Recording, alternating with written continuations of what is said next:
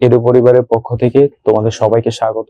যে জীবের পরিবেশে প্রথমে আসো বাস্তুতন্ত্র, যে পৃথিবীর সব জীব জড় এবং ভৌত অবস্থা, পৃথিবীর সকল তুমি যত যা কিছু দেখতেছো সকল কিছুই কিন্তু কি জীব জড় এবং তোমার ভৌত অবস্থায় থাকে। সবকিছু মিলে আমাদের কি পরিবেশ, তার মানে এগুলো সবকিছু মিলে আমাদের পরিবেশ আছে, জীবও আছে, জড়ও আছে, আবার হচ্ছে ভৌত আছে। ভৌত কি জিনিস? ভৌত হচ্ছে ভৌত পরিবর্তন। যেমন পানি, পানি কি পদার্থ? পানি হচ্ছে একটা তরল পদার্থ। বরফ কি পদার্থ? বরফ হচ্ছে একটা কঠিন পদার্থ।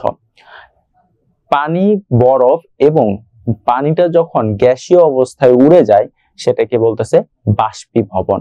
তার মানে এই তিনটা ভৌত অবস্থা বলে এগুলাকে।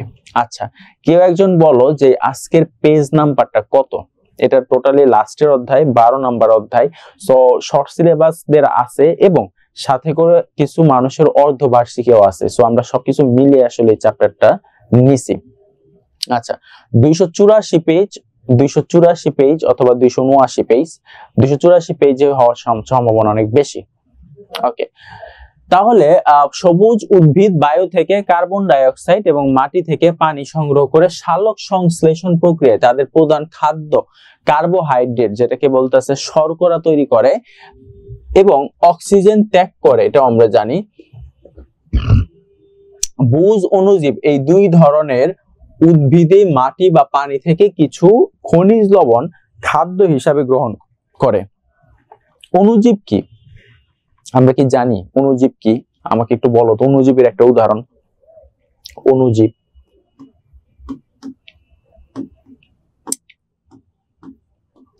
অণুজীবের একটা উদাহরণ বলি আমরা। গুড, ওয়াফিয়াই ভালো বলছো, ব্যাকটেরিয়া। অণুজীব হচ্ছে ব্যাকটেরিয়া, হচ্ছে এক ধরনের অণুজীব, ঠিক আছে। আচ্ছা গুড, অ্যামিবা একটা অণুজীব, আরেকজন বলছে গুড, ওই অনেক ব্রিলিয়ান্ট। অ্যামিবা এক ধরনের অণুজীব। এই যে অণুজীব গুলা কি করে? ওরা হচ্ছে খনিজ লবণ খায়। খনিজ লবণ কোথা থেকে পায়? এরা হচ্ছে খাদ্য থেকে খনিজ লবণটি পায়। প্রাকৃতিক পরিবেশ, উদ্ভিদ এবং প্রাণী দুই ধরনের জীবের সাথে জড় পদার্থের মধ্যে যে শক্তি আর বস্তুর আদান প্রদান হয় তাকে বলা হয় মিথস্ক্রিয়া। আর এই ধরনের মিথস্ক্রিয়ার আন্তঃসম্পর্ক ঘটে পৃথিবীর এরকম যে কোনো অঞ্চলে হচ্ছে বাস্তুতন্ত্র। আমি যদি একটু তোমাদেরকে বলি যে বাস্তুতন্ত্র আসলে বলতে কি বোঝায়, আমি যদি একটু খাস বাংলায় তোমাদেরকে বলি কিরকম, সেটা হচ্ছে আমরা একে অপরের সাথে সবাই সম্পর্কযুক্ত, মানে একজন এবং আরেকজনের সাথে আমরা নির্ভরশীল। কিরকম নির্ভরশীল? যে আমি কি খাইতেছি, আমি কি খাচ্ছি, আমি হচ্ছে এক ধরনের, আমি ধরো ভাত খাই নর্মালি। এখন ভাত বা চাল এটা কিসে থেকে আসে? এটা আসে হচ্ছে তোমার ধানের থেকে, একটা ফসলের থেকে। ধানটা কিসে থেকে আসছে? একটা বীজ থেকে। বীজটা কিসে থেকে আসছে? একটা মাটির একটা অংশের পার্ট থেকে। সো এই যে একটা ওভারঅল যে একটা কি সার্কেল, এই সার্কেলটা কি একটার সাথে আরেকটা কি অবশ্যই নির্ভরশীল। এই যে নির্ভরশীল, এই টোটালটাকে বলা হইতেছে বাস্তুতন্ত্র বা ইকোসিস্টেম। ওকে, ঠিক আছে। এবার আসো আমরা দেখব তিনটি প্রধান উপাদান। আমরা জানি একটা হচ্ছে জড় উপাদান। তো জড় উপাদানের মধ্যে আরো কয়েকটা ভাগ আছে। একটা হচ্ছে তোমার অজৈব বস্তু, একটা হচ্ছে জৈব বস্তু। এই দুইটা ভাগ করছে, তার মানে জড় উপাদানটাকে দুইটা ভাগে ভাগ করছে, একটা হচ্ছে জৈব এবং আরেকটা কি অজৈব। জড় বস্তু বা জড় উপাদান গুলা কি, এগুলো আমাদের একটু জানতে হবে এবং বুঝতে হবে, দেন শেষে কি করতে হবে, তোমাদের শিখতেও হবে। সো জড় বস্তু বা জড় উপাদান এটা কি জিনিস? যেটা হচ্ছে তোমার যার কোনো প্রাণ নাই।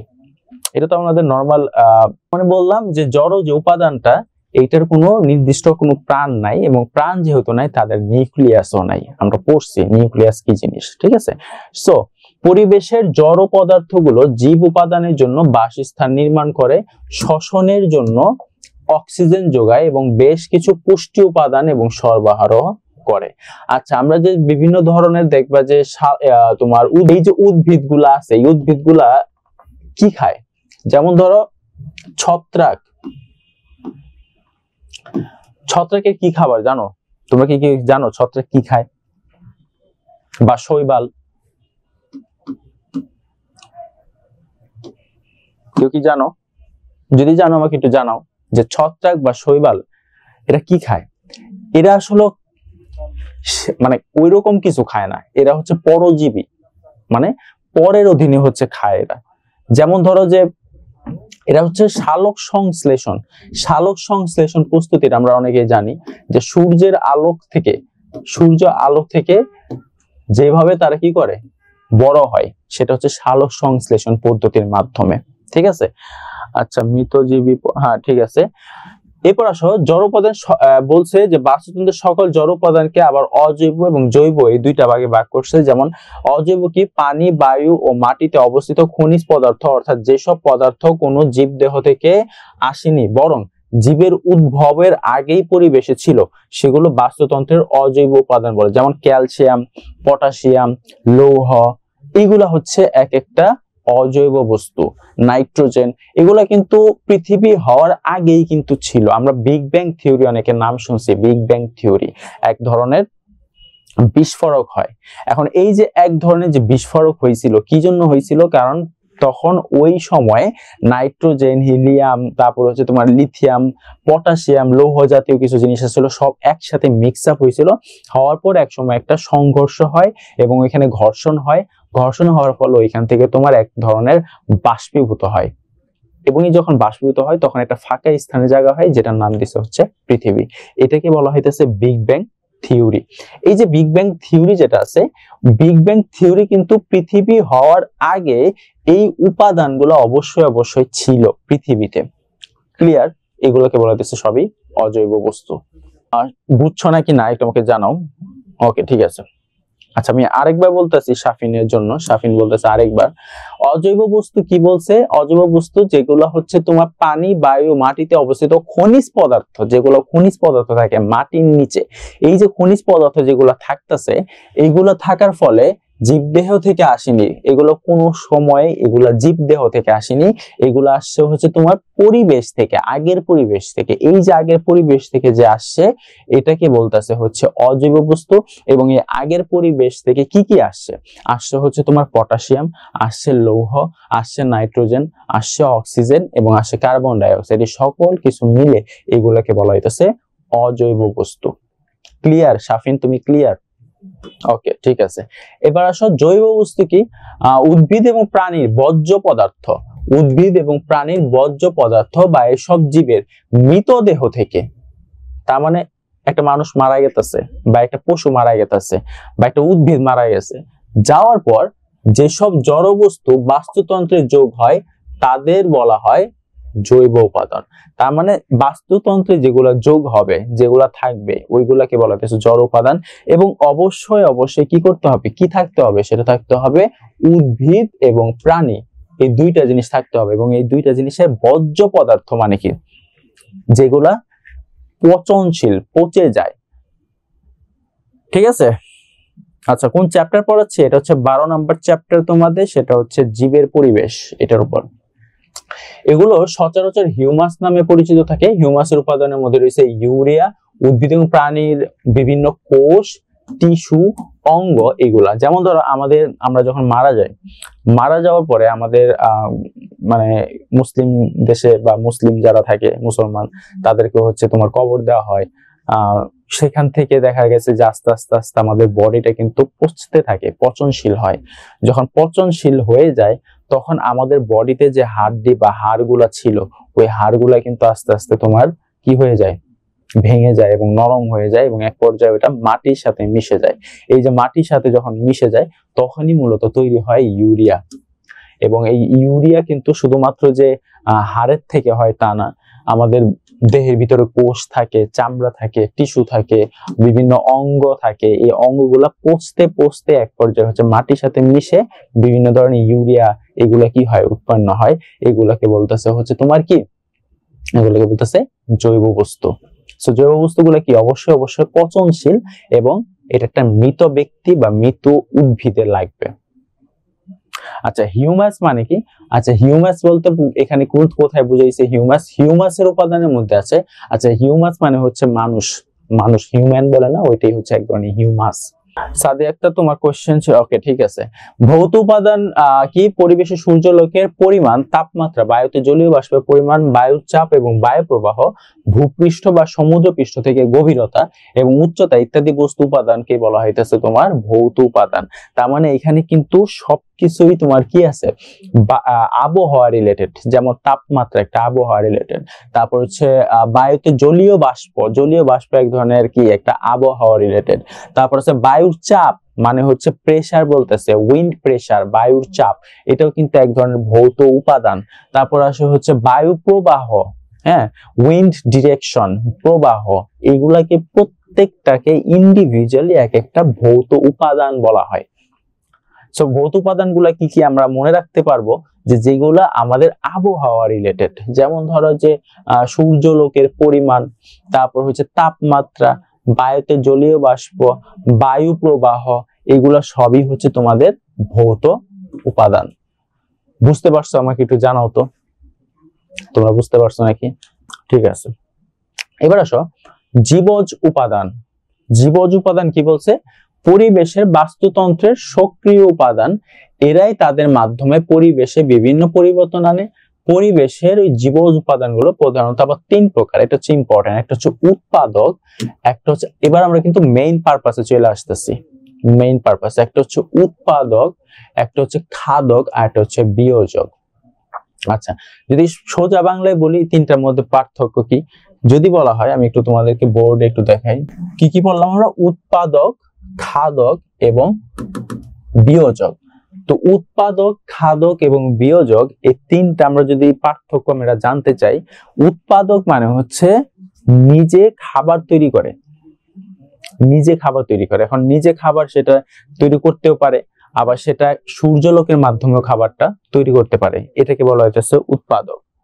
হ্যাঁ, বুঝাচ্ছে। বিয়োজকে আমি এখনো যাইনি, উৎপাদকটাকে শুরু করছি। তাহলে আমরা কি বললাম? উৎপাদক। উৎপাদক কি? শুরু। যদি বলি শুরু, কেমন শুরু? সরি, শুরু,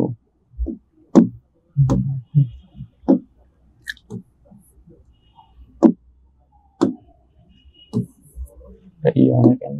আচ্ছা দেখো, উৎপাদক মানে হচ্ছে শুরু, মানে সূর্যালোকের, সূর্য লাগে, কি লাগে?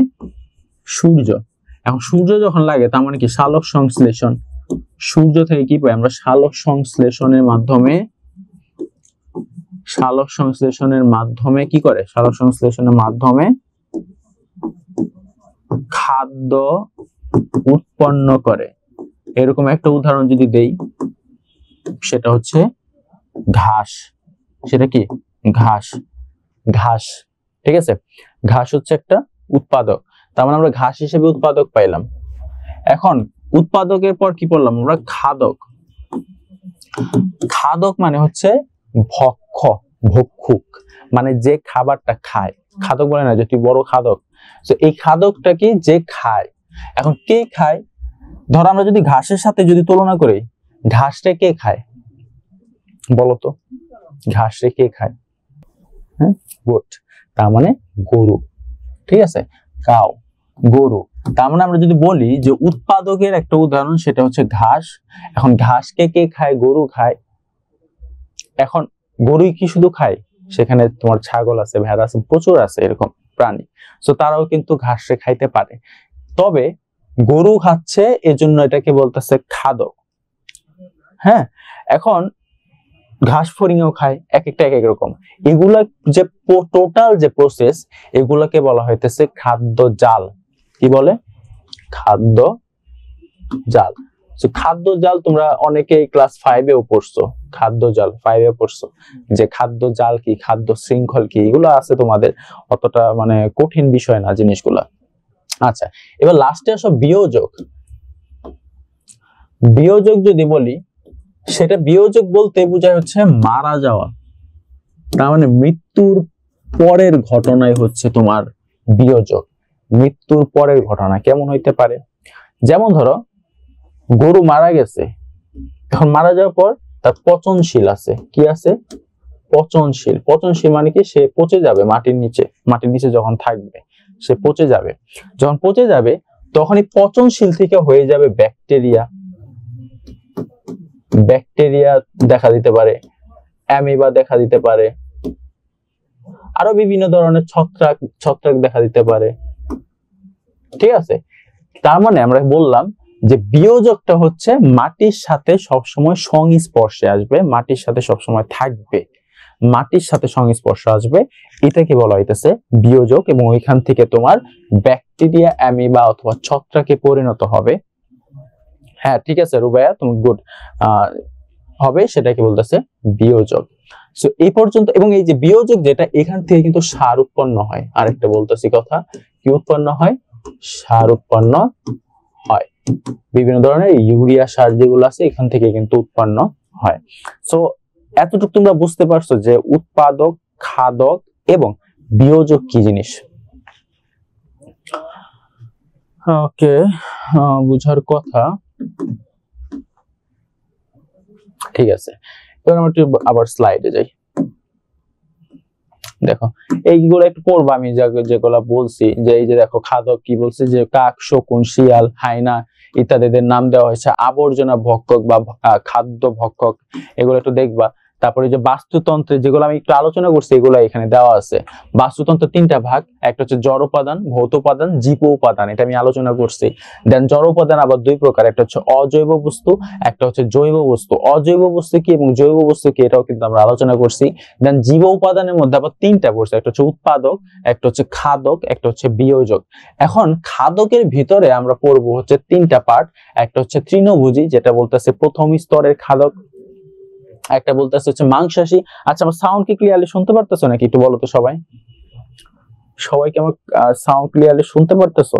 হ্যাঁ ঠিক আছে। তারপর আসে হচ্ছে তোমার মাংসাশী, যেটাকে বলতেছে হচ্ছে দ্বিতীয় স্তরের খাদক, তারপরে তৃতীয় স্তরের খাদক, তারপর হচ্ছে একবারে সর্বোচ্চ খাদক। এটা হচ্ছে চারটা ভাগে ভাগ করছে। কাকে ভাগ করছে? এটা হচ্ছে খাদককে ভাগ করছে। ঠিক আছে। বিয়োজক আমরা বললাম যে ব্যাকটেরিয়া, ছত্রাক, অনুক্ষুদ্র, যেগুলো একবারে ক্ষুদ্র ক্ষুদ্র, যেগুলো অণুবীক্ষণ যন্ত্র দ্বারা দেখা যায় আর কি, এটাকে বলতেছে অনুক্ষুদ্র জীব বা অণুজীবরা। এরা উদ্ভিদ এবং প্রাণী বর্জ্য যে পদার্থগুলো আছে এবং যেগুলো থেকে তাদের খাদ্য গ্রহণ করে, পরিণামে এইসব বর্জ্য বিয়োজিত হয়ে মাটি বা পানির সাথে মিশে যায়। এই মিশে যাওয়া উপাদান তখন উদ্ভিদের পক্ষে আবার খাদ্য উপাদান হিসেবে গ্রহণ করা সম্ভব হয়, তাই এই অণুজীবকে বলা হয় বিয়োজক। এবার আমরা দেখবো পুকুরের বাস্তুতন্ত্র। সবার অনেকেই বাড়িতে থাকো হয়তো বা গ্রাম অঞ্চলে, ওই সব এরিয়াতে থাকো, সবারই মোটামুটি পুকুর কি জিনিস এটা চেনা হয়ে গেছে। সবাই পুকুর না চিনে এরকম কেউ নাই। হয়তো বা একবারে যারা ঢাকায় পার্মানেন্ট থাকো, যারা বলে ঢাকাই আর কি, তারা হয়তোবা পুকুরের সম্পর্কে খুবই কম জানার কথা। সো এরকম হয়তোবা কেউ নাই এখানে যে আসলে পুকুর বলতে কি বুঝায় বা পুকুর কি জিনিস এটা না বোঝা। পুকুরের ভিতরে এরকম অসংখ্য অসংখ্য কি থাকে, অসংখ্য অসংখ্য মাছ থাকে। শুধু কি মাছ থাকে পুকুরের ভিতরে? কিন্তু তা কিন্তু থাকে না, সেখানে বিভিন্ন ধরনের জলজ উদ্ভিদ তো থাকেই, সাথে করে জলজ প্রাণীগুলাও থাকে। ঠিক আছে, তাহলে বলছে যে পুকুরের যে বাস্তুতন্ত্র জলজগতে, তার মানে জলজগৎ মানে কি, যে একটা সুন্দর একটা চিত্র দিয়ে দিছে, যে পাখি আছে, এক ধরনের ভাল্লুক আছে, বক আছে, সাপ আছে, আবার পুকুরের ভিতরেও কিন্তু এক ধরনের মাছ আছে। তারপর আবার তোমার ধরো একটা হচ্ছে কি শাপলা পাতা আছে, আবার কিছু পদ্ম ফুল আছে, আবার এখানে খরগোশ আছে। মানে বিভিন্ন প্রাণী একটা বাস্তুতন্ত্র বা পুকুরের ভিতরে আমরা দেখতে পারতেছি। এখন পুকুরের ভিতরেরটা বলছে আমরা পুকুরের ভিতরে, পুকুরের বাহিরে মানে হচ্ছে তোমার স্থলে কি আছে এটা কিন্তু আমরা দেখি নাই। আচ্ছা, জুওপ্লাঙ্কটন কি আমরা আসবো, জুওপ্লাঙ্কটন কি, ফাইটোপ্লাঙ্কটন কি, এগুলো সবই আসবো, আস্তে ধীরে ধীরে আসি। ঠিক আছে, কি মুলতাজিম। আচ্ছা, তো এখানে বলছে যে জল জগতে বাস্তুতন্ত্র কাছ থেকে ভালো করে দেখার জন্য সবচেয়ে উপযোগী হচ্ছে পুকুর। পুকুরে বসবাসরত জীব ও জড় পদার্থের নিবিড় সম্পর্ক ভালোভাবে বোঝা যায়। তার পুকুরের ভিতরে জীবও আছে এবং জড়ও আছে, দুইটাই আছে। জড় উপাদানগুলো হলো বিভিন্ন প্রকার জৈব এবং অজৈব, যেমন পদার্থ, পানি, সূর্যালোক, carbon die oxide, oxygen, calcium, phosphorus ইত্যাদি। সজীব উপাদানগুলোর মধ্যে আছে উৎপাদক, প্রথম স্তরের খাদক, দ্বিতীয় স্তরের খাদক, তৃতীয় স্তরের খাদক এবং বিভিন্ন রকমের বিয়োজকও থাকতে পারে। ঠিক আছে। তারপর দেখো উৎপাদক কি বলছে, যে উৎপাদক হচ্ছে, আমি যেটা আবার আলোচনা করছি, সালোক সংশ্লেষণকারী বিভিন্ন প্রকার শৈবাল ও অগভীর পানির উদ্ভিদ। তার মানে উৎপাদক গুলো থাকবে হচ্ছে বিভিন্ন প্রকার শৈবাল, একটা উদাহরণ, এটা কি এক ধরনের উদাহরণ, শৈবাল থাকতে হবে, এটা হচ্ছে এক ধরনের উৎপাদক। আর একটা কি থাকতে হবে, অগভীর পানির উদ্ভিদ। অগভীর মানে কি, গভীর একটু কম, অগভীর, গভীর একটু কম, ওই ধরনের পানিতে যে উদ্ভিদ গুলা বাস করে সেটা হচ্ছে উৎপাদক। পানিতে ভাসমান ক্ষুদ্র জীবদের বলা হইতেছে প্লাঙ্কটন। কে যেন আমাকে কোশ্চেন করছে, প্লাঙ্কটন ও জো প্লাঙ্কটন বলছে, যাই হোক, প্লাঙ্কটনটা কি বলছে আমরা, পানিতে ভাসমান ক্ষুদ্র জীবদের, ক্ষুদ্র ক্ষুদ্র অসংখ্য ক্ষুদ্র ক্ষুদ্র জীবদেরকে বলতেছে প্লাঙ্কটন। ফাইটোপ্লাঙ্কটন বলছে উদ্ভিদ প্লাঙ্কটন। ফাইটোপ্লাঙ্কটন এক ধরনের উদ্ভিদ, ফাইটো মানে হচ্ছে উদ্ভিদ, আর প্লাঙ্কটন তো আমরা বুঝছি যে প্লাঙ্কটন মানে ভাসমান ক্ষুদ্র ক্ষুদ্র যে জীবগুলো আছে ওইগুলা। ঠিক আছে। সবুজ জলজ শৈবাল এবং অন্যান্য জলজ উদ্ভিদ সালোক সংশ্লেষণ প্রক্রিয়া কি করে, খাদ্য তৈরি করে, তাই এদের উৎপাদক বলে। এখন তুমি একটা কোয়েশ্চেন করছো জো প্লাঙ্কটন, দেখো জো প্লাঙ্কটন কিন্তু নিচে দেওয়া আছে, নিচে আমরা একটু যাই। এবার আসো প্রথম স্তরের খাদক, পুকুরের ভাসমান বহু ক্ষুদ্র পোকা আছে, ভাসমান অবস্থায় থাকে, বিভিন্ন ধরনের পোকা, মশার শুককীট আছে, অতি ক্ষুদ্র প্রাণী আছে। জুও প্লাঙ্কটন ছাড়াও সুই, কাতলা মাছও প্রথম স্তরের খাদক। তার মানে প্রথম স্তরের খাদক গুলা কি কি আমরা একটু দেখি, যদি আমরা প্রথমেই দেখবো সেটা হচ্ছে পোকা, মশার শুককীট, শুককীট মানে হচ্ছে মশার একদম ছোট ছোট ছোট ছোট মানে একবারে ছোট প্রকৃতির মশা আর কি। তারপরে অতি ক্ষুদ্র প্রাণী আছে।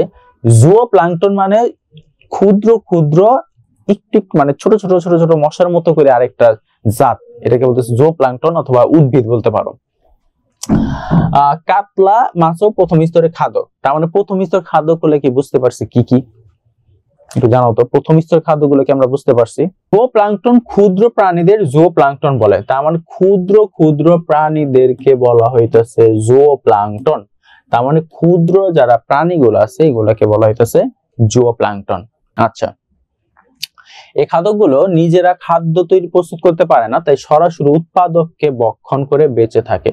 তার মানে সরাসরি উৎপাদক যারা আছে, যেমন প্লাঙ্কটন, উদ্ভিদ প্লাঙ্কটন, এগুলোকে খেয়ে খেয়ে এরা বড় হয়, এবং এই যে বড় হয় এটা হচ্ছে প্রথম স্তরের খাদক। তার মানে প্রথম স্তর খাদক কাকে খাচ্ছে, উৎপাদককে খাচ্ছে। তাহলে আমরা যদি একটু ডায়াগ্রাম আঁকি, প্রথম স্তরের খাদককে কে খাচ্ছে, প্রথম স্তর এর খাদককে প্রথম স্তর এর খাদকরা খাচ্ছে। যেমন যেমন কি ছিল বলতে পারবা, যেমন হচ্ছে তোমার মশা, মশা, কাতলা মাছ, এগুলা। ঠিক আছে, মশা এবং কাতলা মাছ, এই দুইটা দিই, মশা এবং কাতলা মাছ। তার মানে এরা হচ্ছে প্রথম স্তরের খাদক। এরা কোন স্তরের খাদক, প্রথম স্তরের খাদক। ও সরি, খিও দিয়ে দিছি না, আচ্ছা একটু বানানটা ভুল হয়েছে, সেটাই হয় না কেন, ইংরেজি করি।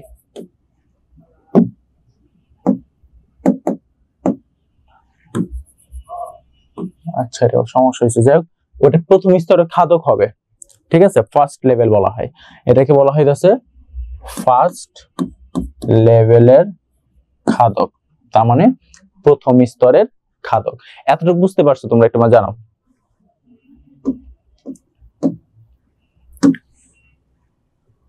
আচ্ছা স্যার, রুই মাছ কিভাবে ফাঁসলো?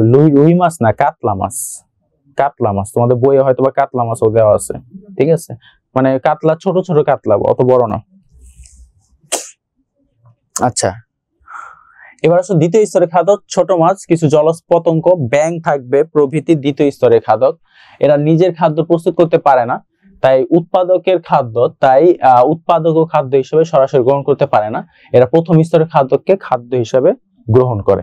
এরা যারা প্রথম স্তরের যে খাদ্যকরা আছে ওদেরকে খায়। তার মানে আমরা দেখো একটু সার্কেল দেখি। দ্বিতীয় স্তরের খাদ্য ধরো ব্যাং, ব্যাং খায় ধরো জুওপ্লাঙ্কটনকে, জুওপ্লাঙ্কটনকে আবার খায়, জুওপ্লাঙ্কটন আবার কি খায়, জুওপ্লাঙ্কটন খায় হচ্ছে একবারে উৎপাদক, মানে সেটা হতে পারে ঘাস বা প্ল্যাঙ্কটন। বুঝতে পারছো? তৃতীয় স্তরের খাদক, যে সকল খাদক ছোট মাছ, চিংড়ি ইত্যাদি দ্বিতীয় স্তরের খাদককে ভক্ষণ করে। তার মানে ছোট মাছ, চিংড়ি ইত্যাদি দ্বিতীয় স্তরের খাদককে ভক্ষণ করে, তাকে তৃতীয় স্তরের খাদক বলে।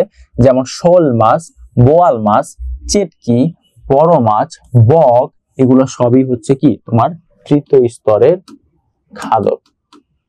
এখন প্রশ্ন হচ্ছে তাহলে ভাই আমরা কোন স্তরের খাদক? আমরা, আমাদের নাম আসতে কেন পারলো না, আমাদের নাম কেন আসলো না, বলতে পারবা কেউ? যে স্যার এখানে তো তাহলে আমরা তো সবই খাই মোটামুটি, তো আমরা কেন সর্বোচ্চ স্তরে বা তৃতীয় স্তরের খাদক এখানে লিখলো না? এটার অ্যান্সার কারো কাছে আছে? আচ্ছা, এটার সলিউশন হচ্ছে আমরা উপরে হেডলাইনই পড়ছিলাম কি, পুকুরের বাস্তুতন্ত্র নিয়ে আমরা পড়ছিলাম। ঠিক আছে, পুকুরের বাস্তুতন্ত্র নিয়ে পড়ছিলাম না? ওকে, ঠিক আছে। সো আমরা কিন্তু পুকুরে আমরা থাকি না, সো পুকুরে বাস্তুতন্ত্র মানে পুকুর রিলেটেড যে এলিমেন্টস বা যেই প্রাণী বা যেই জড়গুলো থাকবে ওইগুলো নিয়ে আসলে পড়তে হবে, এটাই স্বাভাবিক। এবার আসলে বিয়োজক, পুকুরের পানিতে বহু ছত্রাক ও ব্যাকটেরিয়া মৃতজীবী হিসেবে বাস করে। তার মানে ধরো এটা হচ্ছে পুকুর।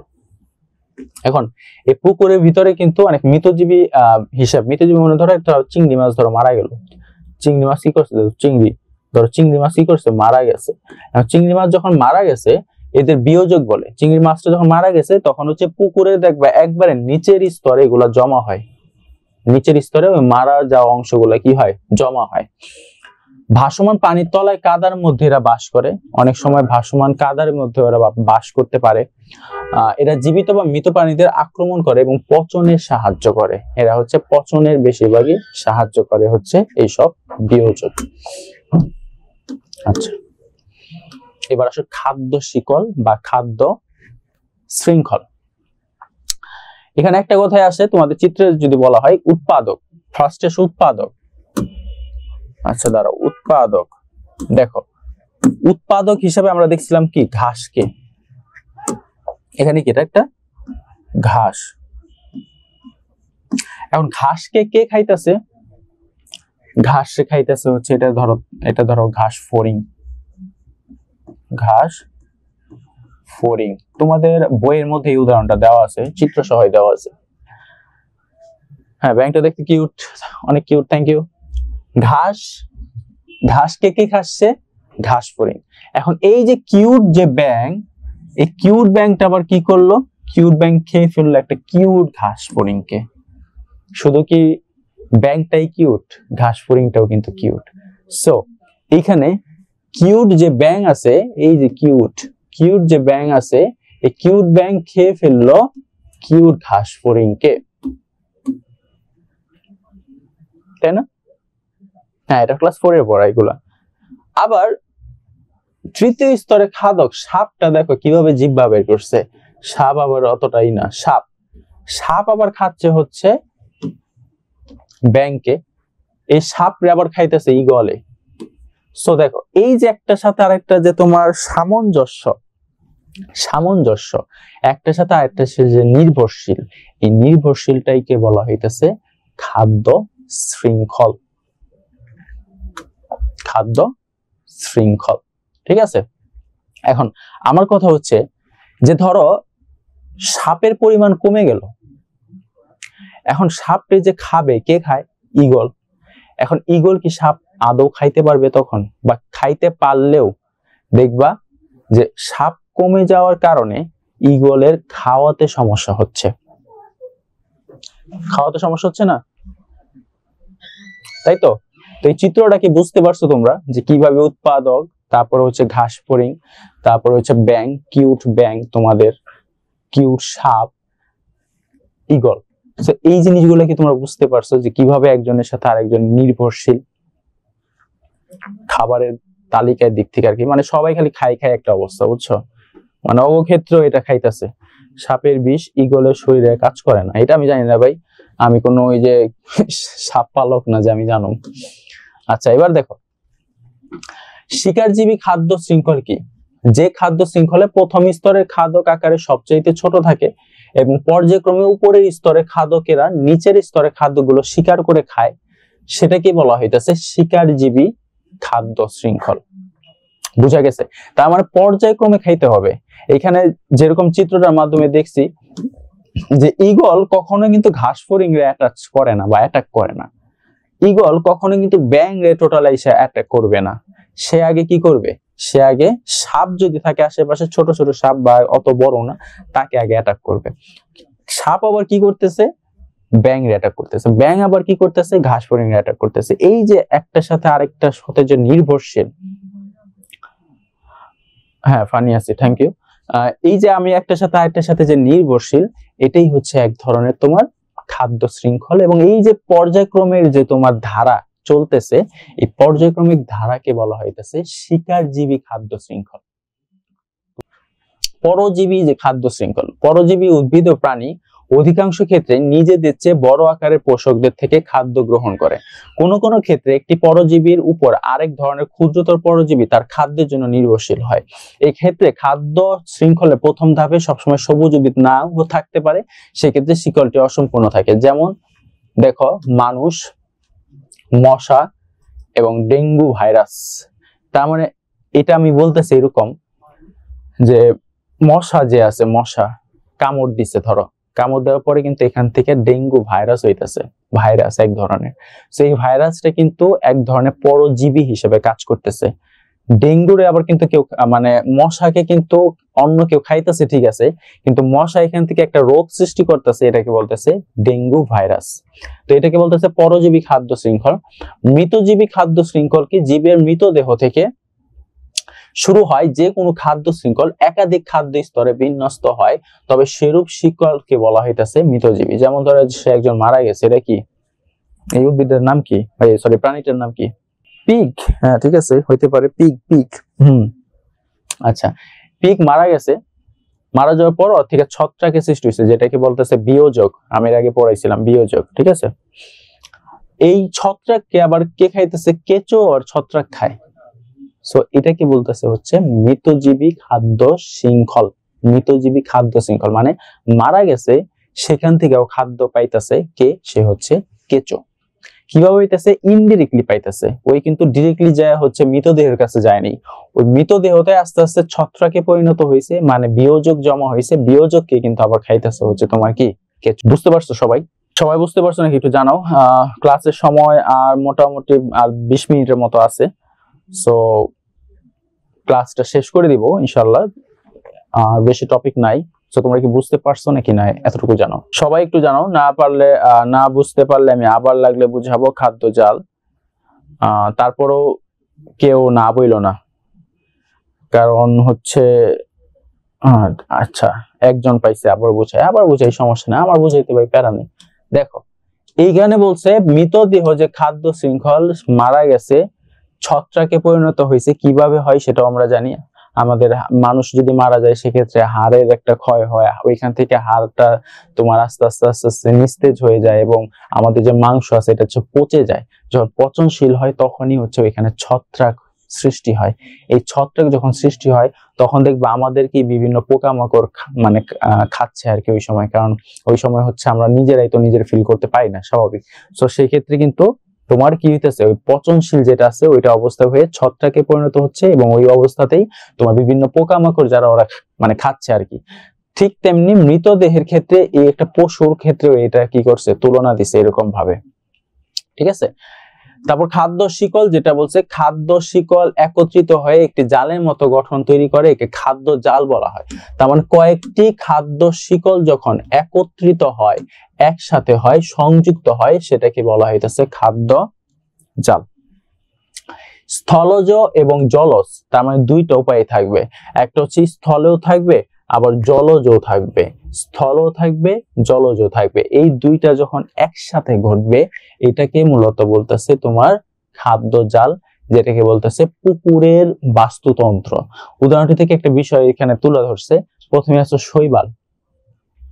শৈবালকে ছোট মাছও খায়, আবার জুওপ্লাঙ্কটনও খায়। তার মানে শৈবালের দুইটা পার্ট এখানে। শৈবালকে কে কে খাইতেছে? একটা হচ্ছে ছোট মাছ খাচ্ছে, আবার জুওপ্লাঙ্কটনও খাচ্ছে হচ্ছে শৈবালকে। বড় মাছ আবার কি করতেছে? সে ছোট মাছটাও খায়, আবার হচ্ছে জুওপ্লাঙ্কটনও খায় বড় মাছ। আবার বড় মাছ কিন্তু এটাও খাইতে পারে, সে কিন্তু ডিরেক্টলি বড় মাছ শৈবালকেও খাইতে পারে। আবার এইখানে দেখো বাজ যে পাখিটা আছে, বাজ পাখি ছোট মাছটাও খায়, আবার বাজ পাখি কিন্তু চাইলে বড় মাছটাও খাইতে পারে, কিন্তু অত বড় মাছ না। হ্যাঁ, বাজ পাখিটা সিরিয়াস, ওই সবসময় সিরিয়াসই থাকে বাস। ঠিক আছে, সো এটা হচ্ছে তোমার একটা খাদ্য জাল বলে এগুলাকে, খাদ্য জাল। এই খাদ্য জালটা কি বলছে? সেটা স্থলেও থাকতে হবে এবং জলজ থাকতে হবে, দুইটাই। বলতেছে খাদ্য জাল। মানে কিছু জিনিস যেমন ধরো 5টি খাদ্য শিকল যেটা আছে এগুলা পাওয়া গেছে এরকম, যে শৈবাল, তারপর ছোট মাছ। তো এই 5টা হচ্ছে তোমরা একটু বাসায় দেখবা, যে শৈবাল, ছোট মাছ, তারপর হচ্ছে বাজ পাখি, তারপর শৈবাল, জুওপ্লাঙ্কটন, বড় মাছ, বাজ পাখি, লাস্টে একবারে হচ্ছে শৈবাল, জুওপ্লাঙ্কটন, ছোট মাছ, বাজ পাখি। এগুলা জাস্ট একটু কি করবা তোমরা বাসায় একটু রিডিং করবা, কারণ এগুলো তেমনটা ইম্পর্টেন্ট না এটার ভিতরে আর কি। আচ্ছা, তারপরে যে বনভূমির বাস্তুতন্ত্রের খাদ্য জাল হতে পারে নিম্নরূপ এরকম। বনভূমি মানে হচ্ছে বন টাইপের, যেমন সুন্দরবনে। সুন্দরবনের ক্ষেত্রে কি হইতে পারে দেখো, যে সে একটা শুধু একজন যে একজনকেই খাইতেছে এরকম না, একজন কিন্তু 2-3 জনেরও খাচ্ছে। সো খাওয়ার এখান দিকে কিন্তু অনেকগুলা কি হইতেছে, তোমার একটা প্রাণী একাধিক প্রাণীকে খাইতে পারতেছে। এই যে একটা প্রাণী একাধিক প্রাণীকে যে খাইতে পারতেছে, এগুলোকে কিন্তু খাদ্য শৃঙ্খল বলা হয় বা খাদ্য জালও বলা হয়। সো এখানে দেখো খাদ্য জালের যেটা বলছে সাপ ময়ূরে সাপরে খায়, আবার ধরো বাঘ ব্যাং খাচ্ছে, আবার সাপ খাইতেছে হচ্ছে শামুক, আবার হচ্ছে সবুজ উদ্ভিদে হরিণ, আবার খরগোশ খাইতেছে হচ্ছে সবুজ উদ্ভিদ, আবার মানুষ খরগোশ, এগুলো সবই হচ্ছে তোমার কি এক একটার উপর নির্ভরশীল এই চিত্রটার মাধ্যমে। ঠিক আছে, তো একটার সাথে আরেকটা যেহেতু নির্ভরশীল, সেহেতু কি এখানে এগুলোকে প্রত্যেকটাকে এক একটাকে বলা হতেছে বাস্তুতন্ত্র। আচ্ছা, বাস্তুতন্ত্রের পুষ্টি প্রবাহটা দেখবো, যে আসলে বাস্তুতন্ত্রের পুষ্টি তো অবশ্যই আছে। হ্যাঁ, বাঘ ব্যাং খায় না, সবাই তো সব জায়গায় খায় না। বাঘ ব্যাং খাইতে পারে, মানে খাবে, ছোট তো, যদি চোখে পড়ে তাহলে খেয়ে ফেলবে, সমস্যা তো নাই। স্যার এই চ্যাপ্টার থেকে কি সিকিউ আসবে? ক্লাসে সিকিউ আসতে পারে তোমাদের, বাট আমরা এই চ্যাপ্টার থেকে তোমাদের এই সপ্তাহে পরীক্ষা হবে না, নেক্সট সপ্তাহে হবে। এই সপ্তাহে তোমাদের ওই যে জীবকোষ ও টিস্যু নিয়ে পুরোটা অধ্যায়ের উপর হবে তোমাদের এই ইরো পরিবারের সাথে আর কি, যেটা পরীক্ষা। বাস্তুতন্ত্রের পুষ্টি প্রবাহটা দেখো, যে উদ্ভিদ যে খাদ্য তৈরি করে তার কিছু অংশ নিজ প্রয়োজনে ব্যবহার করে অবশিষ্ট উদ্ভিদ দেহে জমা থাকে। তৃণভোজী প্রাণী এসব উদ্ভিদ খায়। তৃণভোজীরা কি খায়? এসব উদ্ভিদ খায়, এবং পর্যায়ক্রমে মাংসাশী প্রাণী এসব তৃণভোজীদের খায়। সবুজ উদ্ভিদের এসব অজৈব বস্তু গ্রহণ করে এবং পুনরায় খাদ্য প্রস্তুত করতে ব্যবহার করে থাকে। পুষ্টিদের এরূপ চক্রাকারে প্রবাহিত হওয়ার প্রক্রিয়াটাকে বলা হচ্ছে পুষ্টি প্রবাহ। যেমন ধরো এখানে একটা দিছে যে উৎপাদক, পুষ্টি ভান্ডার, শ্বসনের শক্তি, তৃণভোজী, বিয়োজক এবং মাংসাশী, এগুলো বলতে হচ্ছে পুষ্টি প্রবাহ এবং শক্তি প্রবাহের সংক্ষিপ্ত। প্রথমে যদি আমরা দেখি, এটাকে বলতেছে প্রথম ট্রফিক লেভেল, মানে প্রথম স্তরের ট্রফিক। প্রথম স্তরে খাদক, দ্বিতীয় স্তরে খাদক, তৃতীয় স্তরে খাদক, চতুর্থ স্তরে খাদক, এগুলাকে বলতেছে হচ্ছে এক একটা স্টেপ। পিরামিড আকারে এগুলোকে কি বলে? এক একটা স্টেপ। এখন এইখানে প্রথম স্তরে খাদক আমরা ধরছিলাম হচ্ছে জলজ বড় উদ্ভিদ, জলজ বড় উদ্ভিদ। তার মানে ধরো এখানে ধরো হচ্ছে তোমার শৈবাল। দ্বিতীয় স্তরে যে খাদ্যগুলো আছে এগুলোকে আমরা মূলত কিছু ধরছি জুওপ্লাঙ্কটন, কিছু ধরছি হচ্ছে তোমার রুই মাছ হইতে পারে এরকম দ্বিতীয়। তৃতীয়র ক্ষেত্রে দেখো জুওপ্লাঙ্কটন বা ভক্ষণকারী যে থাকে সে, এবং লাস্ট যে আসে সেটা হচ্ছে মাংসাশী প্রাণী। এখন দেখো আসলে এই স্তর থেকে কে সবচেয়ে বেশি শক্তিবান হয় বা শক্তিশালী হয়, বা কে বেশি পুষ্টি প্রবাহ পায়, কে বেশি পুষ্টি প্রবাহ, সে কি প্রথম স্তরে খাদক পায় নাকি চতুর্থ স্তরে খাদক পায়? যেটা সত্যি কথা, মেইন কথা হচ্ছে এখানে যে সবচাইতে শক্তি প্রবাহটা বেশি পায় হচ্ছে যেটা হচ্ছে নিচের স্তরের খাদকগুলা, মানে শৈবাল, তারপর হচ্ছে তোমার আস্তে আস্তে নিচের থেকে উপরে যায়, এটা হচ্ছে সবচাইতে বেশি শক্তিশালী পেয়ে থাকে বা বেশি তোমার কি হয় শক্তি প্রবাহটা বাড়ে। এটা হচ্ছে শক্তি প্রবাহ, এবং এই চিত্রের মাধ্যমে শক্তি প্রবাহটা দেওয়া আছে। এখানে কিছু পয়েন্ট দেওয়া আছে যে শক্তির এই প্রবাহ সবসময় একমুখী, এই শক্তি কখনো বিপরীতমুখী করা যায় না। প্রতিটি ধাপে প্রায় 90% শক্তি কমে যায়, মানে প্রত্যেকটা ধাপে ধাপে যখন যায় তখন হচ্ছে শক্তি কমে যায় 90% বা ব্যবহারযোগ্য হারায়। শক্তি ক্রমবর্ধমান ক্ষয় খাদ্য শৃঙ্খলা আকারকে 4 বা 5টি ধাপের মধ্যে সীমাবদ্ধ রাখে। খাদ্য শৃঙ্খল যত দীর্ঘ হবে উচ্চতম ট্রফিক লেভেলে শক্তি পরিমাণ তত কমতে থাকবে, তত কি করতে থাকে, কমতে থাকে, এবং এক পর্যায়ে আর কোনো শক্তি অবশিষ্ট থাকে না। তার মানে ফার্স্ট লেভেলে সবচাইতে বেশি শক্তি প্রবাহটা থাকে। কারণ কি, আমি যদি বলি তোমাদেরকে একটা উদাহরণ দিয়ে, ধরো তোমাদের ফ্রিজ, তোমরা হচ্ছে তোমাদের বাসায় ধরো একটা মাছ আনছো, ধরো যে কোনো একটা মাছ যখন আনছো, তো প্রথম দিন ধরলাম আমরা, প্রথম দিন হচ্ছে তোমরা রান্না করছো মাছটা, ধরো মাছ আনছো হচ্ছে 2 কেজি, ধরো এখন 2 কেজির মধ্যে ধরো 1 কেজি হচ্ছে রান্না করছো। এখন বাকি যে 1 কেজি আছে এটা কি করলা, দ্বিতীয় দিন রান্না করলা ধরো 1/2 কেজি, আবার তৃতীয় দিনও রান্না করলা ধরো 1/2 কেজি। এখন যাদের ফ্রিজ আছে, নরমালি ফ্রিজ, তারা কিন্তু দ্বিতীয় এবং তৃতীয় দিনে ফ্রিজে রেখে সংরক্ষণ করলা, ফ্রিজে রেখে কি করতেছো, ফ্রিজে রেখে সংরক্ষণ। অথবা যাদের ফ্রিজ নাই তারা কি করলা, তারা হচ্ছে নরমালি সিদ্ধ করে ভেজে রাখলা, নরমালি ধরো সিদ্ধ তেল দিয়ে ভেজে রাখলা। এখন আমার প্রশ্ন হচ্ছে, তোমার কোন দিন এই মাছটা খাইতে বেশি টেস্ট লাগবে একটু জানো? কোন দিন, ফার্স্ট দিন, সেকেন্ড দিন নাকি থার্ড দিন? কোন দিন এই মাছটা খাইতে বেশি ভালো লাগবে? ফার্স্ট, ওয়াফি সেকেন্ড ডে, নো, ফার্স্ট দিন অবশ্যই। কেন? কারণ এই দিনটা মাছটা আমরা তরতাজা আনছিলাম, তরতাজা, মানে এই যে তরতাজা যে মাছটা আমি আনলাম বাজার থেকে, তার মানে এইটার ভিতরে শক্তির প্রবাহটা অনেক বেশি।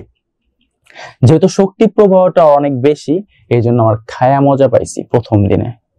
দ্বিতীয় দিনে এর শক্তির পরিমাণ যদি থাকে, মানে প্রথম দিনে যদি শক্তির পরিমাণ থাকে 100%, দ্বিতীয় দিনে এর শক্তি পরিমাণ কইমা যায় থাকে হচ্ছে মাত্র 60%। ঠিক তেমনি তৃতীয় দিনে হয়ে যায় হচ্ছে মাত্র 20%। তার মানে আমার কি, পার্সেন্ট গুলা ডিক্রিজ হইতেছে, মানে কমতেছে। যখন পার্সেন্টেজ কমতেছে, দিন যত যাচ্ছে শক্তি প্রবাহের মান তত কমতেছে। তোমরা কি ক্লিয়ার? আমার শক্তির প্রবাহের জিনিসটা মাছের মাধ্যমে দেখাইলাম, ঠিক তেমনি খাবারের বা খাদ্য স্তরটাও এভাবেই প্রকাশ করা হয়। আজকে মূলত এইগুলা নিয়ে আমি আজকে আলোচনা করছি, খাদ্য শৃঙ্খল। তোমরা একটু রিডিং করবা, শক্তি পিরামিডের ধারণা একটু রিডিং করবা। এবার আসো জ্ঞানমূলক কিছু আমি দিয়ে দিছি, সেটা কি, সেটা হচ্ছে বাস্তুতন্ত্র কি, বাস্তুতন্ত্রের প্রধান 2টা উপাদান, একটা হচ্ছে জৈব, একটা হচ্ছে অজৈব, তার একটা উদাহরণ দাও। খাদ্য শৃঙ্খল কি, যেখানে এক জীব অন্য জীবকে খাদ্য হিসেবে গ্রহণ করে, সেটা হচ্ছে খাদ্য শৃঙ্খল। খাদ্য শৃঙ্খলের প্রথম স্তরে কে থাকে? খাদ্য শৃঙ্খলের প্রথম স্তরে থাকে উৎপাদক, যেমন সবুজ উদ্ভিদ। তারপর খাদ্য জালের গুরুত্বটা কি? সুষম বন্টন এবং বাস্তুতন্ত্রের ভারসাম্য রক্ষা করেই হচ্ছে খাদ্য জাল। খাদ্য জলে যদি একটি স্তরের প্রাণী নিশ্চিত হয়ে যায় তাহলে কি প্রভাব পড়তে পারে? খাদ্য জলে একটি স্তরের প্রাণী নিশ্চিহ্ন মানে কি, নিস্তেজ হয়ে যাওয়া, মানে মিসিং হয়ে যাওয়া যদি হয়, সেক্ষেত্রে ভোক্তারা খাদ্যের ঘাটতি পড়বে এবং যাদের তারা খেত তাদের সংখ্যাটা কি অস্বাভাবিক হবে, মানে বেড়ে যাবে, এবং ফলে বাস্তুতন্ত্রের ভারসাম্য নষ্ট হয়ে যাবে। বাস্তুতন্ত্রের পুষ্টি প্রবাহ কি, এটা আমরা পড়ছি। একমুখী না চক্রাকার? এটা অবশ্যই একমুখী, যেটা একটু আগে আলোচনা করলাম। বাস্তুতন্ত্রের শক্তি প্রবাহ কি, এটা আবার দিছে। শক্তি প্রবাহ একমুখী কেন? কারণ ট্রপিক স্তর, যেটাকে বলতেছে পিরামিড, থেকে আরেক স্তরে যায়, তখন তার একটি বড় অংশ 90% পরিবেশের তাপ হিসাবে নষ্ট হয়, তাই শক্তি পূর্ববর্তী স্তরে ফিরে যায় না, একমুখী থাকে। এই হচ্ছে টোটাল তোমাদের আজকের লেকচার, ঠিক আছে? সো আজকে আমি এই পর্যন্ত শেষ দিচ্ছি। এডু পরিবারের পক্ষ থেকে তোমাদেরকে আবার স্বাগতম, এবং নেক্সট ক্লাসে তোমাদেরকে সবাইকে শুভেচ্ছা এই জানিয়ে আমি আমার ক্লাস শেষ দিচ্ছি। আসসালামু আলাইকুম।